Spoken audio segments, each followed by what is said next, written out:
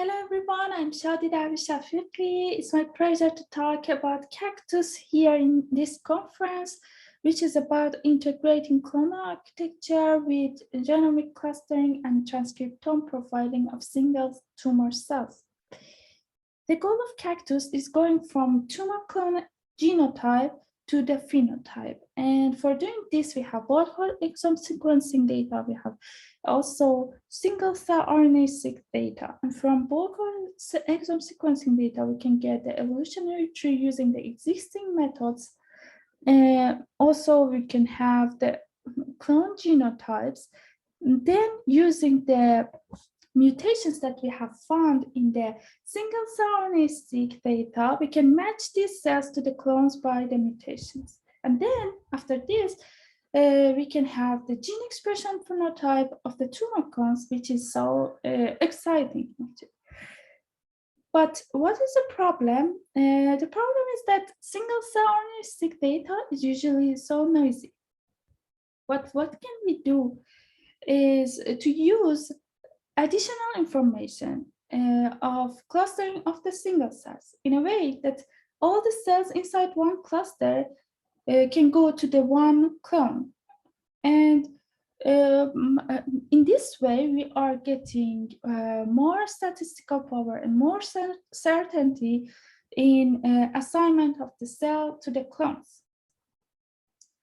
Also, we know that the evolutionary tree that we get from existing methods is imperfect, and we can do the correction inside our probabilistic model on this evolutionary tree. We also have the clustering of the single cells, and this can also be imperfect, and it can be corrected inside the probabilistic model. Here is the general overview of the CACTUS. We have two patients. The first follicular lymphoma patient is 37-year-old man, and the second is 51-years old woman. And we have whole exome sequencing data from these patients, which can give us the evolutionary tree. Actually, we use the existing methods for getting this evolutionary tree. We have single cell RNA-seq data, and we can get the alternative and total read counts from this data. The rows here are the mutations, and the columns are the cells. And the left value is the alternative read counts, and the right value is the total read counts. We also have the single cell B-cell receptor sequences. And we use this data for the clustering. So we have some,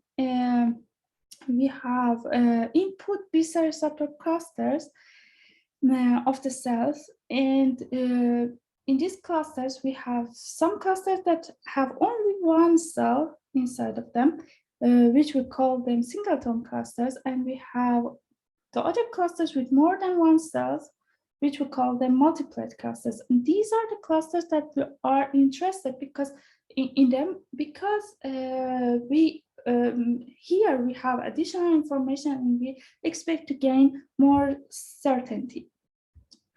Having these three types of data, we apply CACTUS and we get the clone assignment of B-cell receptor clusters. Here the rows are clones and the columns are the clusters. So this is the model that we have, the CACTUS model. We know the white nodes are the hidden variable, and the shaded nodes are the observed variables, and the arrows here shows the dependency between the variables, and it shows the actually conditional distributions.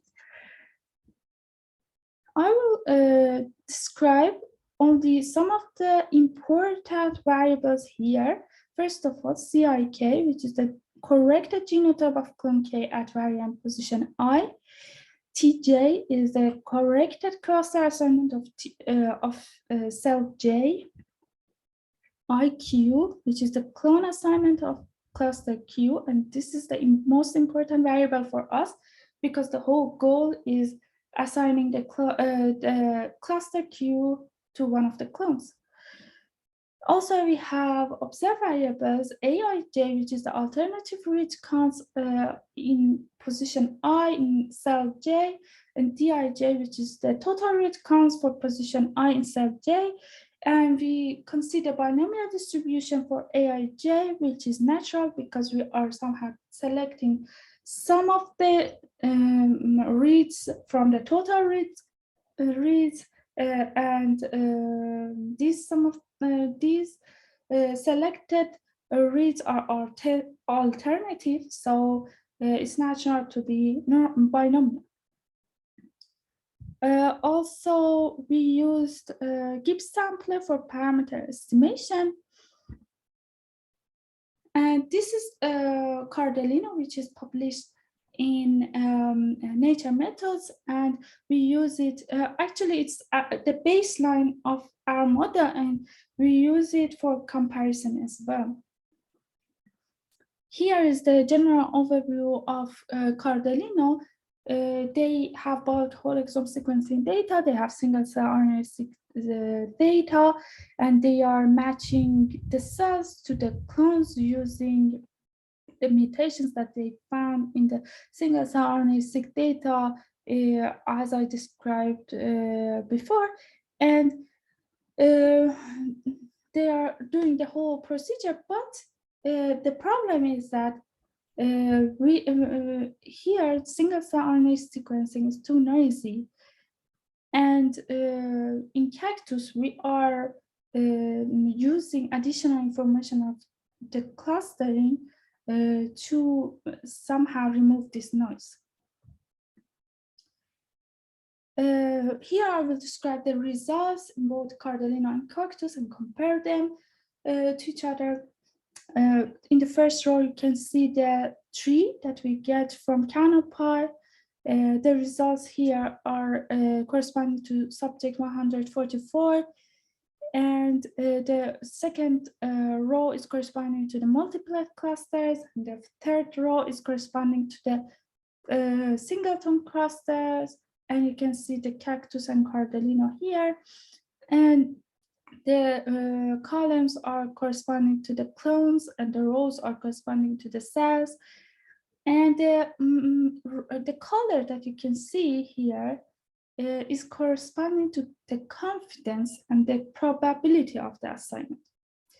So here you can see in the singleton results, you can see that both CACTUS and Cardellino did the same thing, and the probability of assignment is not high that much, and they are not certain about this assignment because it's singleton, so CACTUS isn't using any additional information.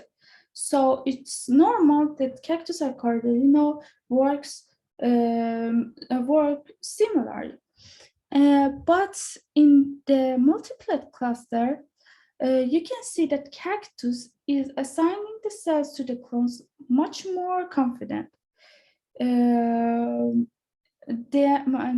Cardellino. So this is because of the additional information of the clustering. And you can see the Cardellino again here didn't do a good job and isn't certain at all.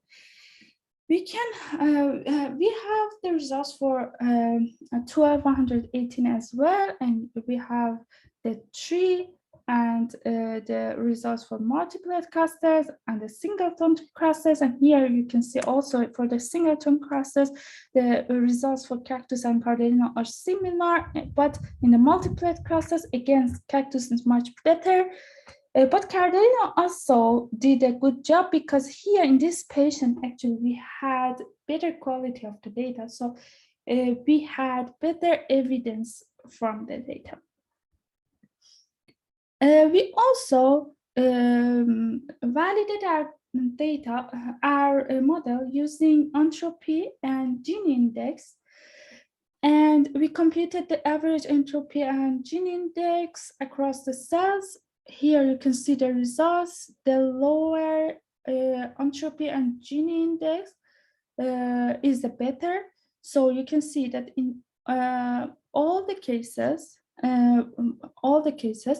Cactus is better than the Cardellino, but in cases that we have multiplets, you can see the difference is much higher, and the Cactus is doing much better.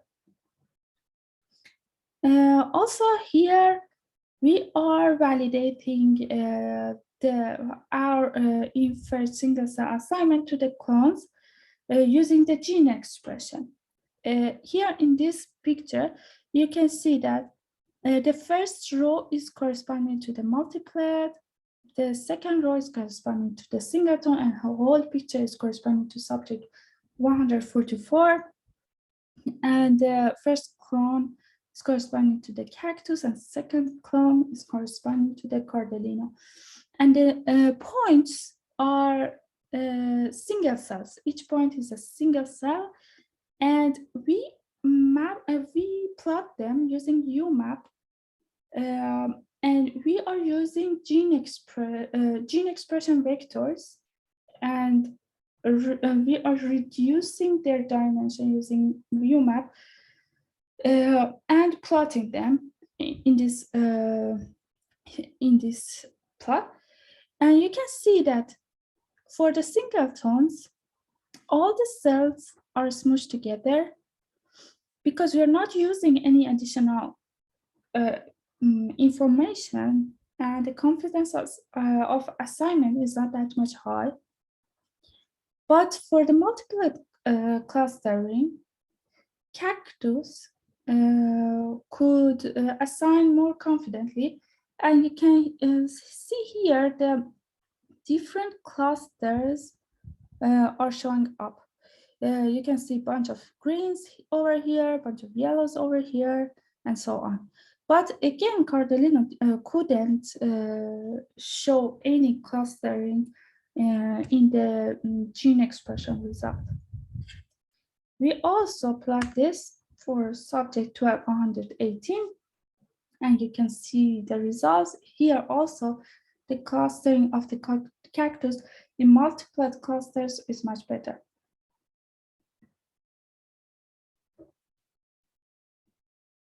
Here, we show the agreement of the cluster assignment increase with the confidence of assignment. You can see the results of subject 144 in the left-hand side and subject 12118 on the right-hand side. The columns are corresponding to the clones, and the rows are corresponding to the B-cell receptor clusters, and the numbers that you can see are the number of cells that are inside one cluster. Also, here the green shades show the proportion of cells that are assigned to the specific clone. Because Cardellino doesn't assign the whole cells inside one cluster to one clone, it assigns one cell individually. And you can see for subject 144, we cannot see any agreement here, actually. And this is because of the earlier results that you could see that Cardellino is not confident at all in the assignment of the cells to the clones in subject 144. But in subject 118, that both Cactus and Cardellino were so confident about the assignment. Here, they both show similar results, and the agreement is much higher here. In summary, I can say that Cactus is matching single tumor cells to the clones of origin by common mutations, and it benefits from the additional information contained in clusters of single cells. And here are clusters where the B-cell receptor sequences, using B-cell receptor sequences, but you can use any other clusters that you can assume that all the cells inside the cluster should go to the same clone. I can say that CACTUS is a step forward in resolving the impact of clone genotypes on their functional diversification. And at the end, I want to thank my supervisor, Dr. Eva Sturek, and our great collaborators, Shimon and Case, in Leiden University Medical Center, and you for listening. Thank you so much.